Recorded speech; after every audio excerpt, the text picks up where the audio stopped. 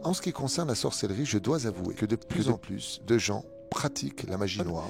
Et on m'a dit, écoutez, depuis un certain temps, tout bloque dans ma vie. Et j'ai dit, mais est-ce que vous avez trouvé une poudre blanche par Rien de mal ne peut arriver si tu lis le code de ces Teilim. Ça annule la Inara ou la sorcellerie. Il y a deux sortes de sorcellerie qui ont vraiment beaucoup. Ayant creusé, on trouvait des cadenas sur des poupées, sur des vêtements, avec des incantations marquées en arabe. Il suffit d'aller dans n'importe quel cimetière. 99% des gens meurent de la Inara, nous dit le Talmud. Encore une question sur la sorcellerie. On nous pose très souvent la même question. Rav, j'ai l'impression d'être ensorcelé. Qu'est-ce que je dois faire? Ou alors, on m'a mis l'Ainara. Qu'est-ce que je dois faire? Qu'est-ce qu'il doit faire? Je trouve que quand on a des problèmes, c'est toujours il était où Dieu. Quand on n'arrive pas à faire ou à aboutir des projets ou que tout bloque, c'est automatiquement la inara ou la sorcellerie. Alors, avant de répondre à cette question, j'aimerais déjà dire, puisque tu poses la question, qu'il serait bon d'abord de se remettre soi-même en question. Des fois, ça ne va pas dans sa vie de couple, ouais, on m'a mis l'œil. Non, tu es devenu insupportable. C'est pas l'œil. Tu es l'œil toi-même de ta propre vie. Donc à partir du moment où vraiment on a fait une introspection et qu'on est une bonne personne et qu'on ne voit pas vraiment quelle différence entre avant et après, si vraiment on ne trouve pas de réponse et que peut-être que c'est vraiment la Inara, 99% des gens meurent de la Inara, nous dit le Talmud. Est-ce que c'est vraiment cela? Est-ce que c'est pas nous qui se sommes mis la Inara pour nous-mêmes? Alors j'ai fait un cours qui s'appelle la Inara. J'invite les gens à aller voir comment retirer la Inara. Donc il y a le plomb qui marche. Effectivement, c'est une éponge énergétique qui retire l'Ainara, car l'Ainara, l'œil, comme on l'a vu dans la paracha de Vaïra, où Sarah a mis l'œil à Agar et elle lui fait tomber son petit. Donc oui, la Gemara parle de l'Ainara. Tous les matins dans la prière, les Juifs demandent à Dieu de les protéger de l'Ainara. Mais est-ce qu'ils vont véhiculer tous nos problèmes de la vie? Non, nous sommes nous-mêmes pires qu'un Ainara à un certain degré. Pour cela, il y a une façon de l'enlever. Donc, on peut regarder avec son œil gauche le bout de son nez, mettre les deux pouces l'un contre l'autre. Il y a plein de chitotes qui sont données, mais surtout, une réponse qui va correspondre à toutes les problématiques de nos vies. Tamim Tiyom Hashem Elokechem. Plus on est transparent, simple, intègre avec Dieu, il n'y a pas plus fort que la prière au monde pour annuler des décrets, pour enlever la inara, pour retirer de la sorcellerie. En ce qui concerne la sorcellerie, je dois avouer que de plus en plus de gens pratiquent la magie noire et que même si le Rambam dit que tout ça c'est des bêtises, je rappellerai que contre le Rambam qui dit que la sorcellerie en réalité c'est souvent de la prestigitation et rien de plus, que la magie c'est rien d'autre qu'une blague, entre guillemets. Beaucoup sont contre le Rambam dans cette façon de déterminer les choses. Bilam était un grand sorcier, Balak était un grand sorcier, et il y a des magies aujourd'hui qui réellement portent leurs fruits. On a vu des gens pratiquer de la magie noire, et j'en connais autour de moi qui malheureusement ont subi cela, avec un cadenas fermé, enterré dans un cimetière, ou prendre le cheveu d'une personne, un ongle, un vêtement sur lequel il y a certaines incantations qui sont faites, c'est enterré dans un cimetière ou ailleurs, et le mazal bloque, et on ne peut pas le nier. Il y a des gens qui pratiquent, je me souviens qu'une fois j'ai eu un coup de téléphone, et on m'a dit, écoutez, depuis un certain temps, tout bloque dans ma vie, le travail ça va plus, ça va plus, ça va plus. Et j'ai dit, mais est-ce que vous avez trouvé une poudre blanche par hasard, quelque chose devant votre porte de votre boutique? Bah oui, absolument, on m'a envoyé même la photo qui avait été prise par la caméra, et bien, on a fait quelque chose, on a fait du shror, on a fait quelque chose pour empêcher le mazal de pénétrer ce genre de lieu.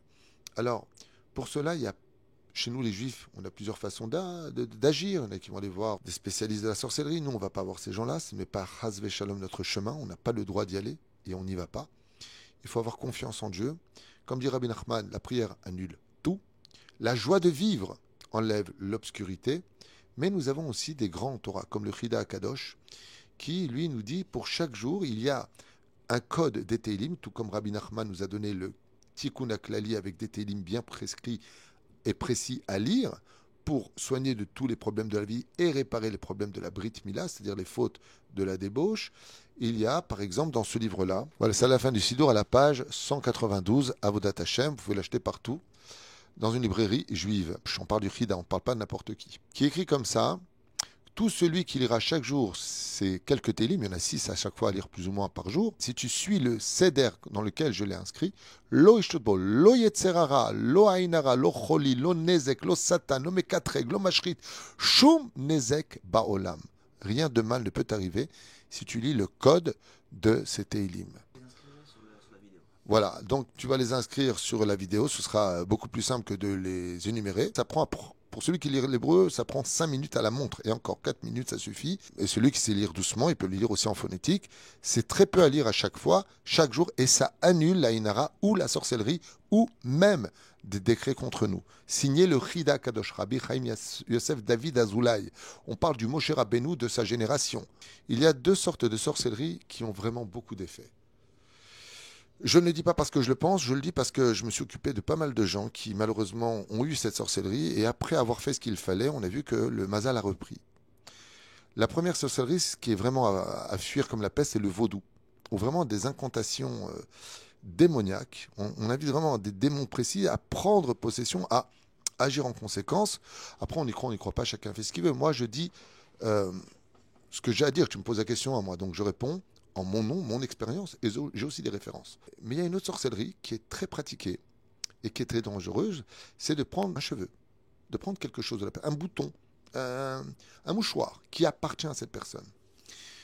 Ensuite, malheureusement, il y a des choses à dire où toutes ces personnes qui sont néfastes pour détruire le mazal d'autrui vont dire des incantations en demandant de bloquer le mazal, de tout arrêter. Et malheureusement, ils vont enterrer cela dans un cimetière. Maintenant, comment on peut savoir où est-ce que c'est, où est-ce que ça a été mis, comment on fait pour débloquer ça? Il est arrivé par le biais du hasard, s'il existe, que certaines personnes musulmanes ayant creusé ont trouvé des cadenas sur des poupées, sur des vêtements, avec des incantations marquées en arabe pour bloquer le mazal de la personne. Alors si tu le trouves, tu l'ouvres, tu l'annules. Mais où est-ce que c'est? Pour ça, il y a une façon d'agir selon la Kabbale.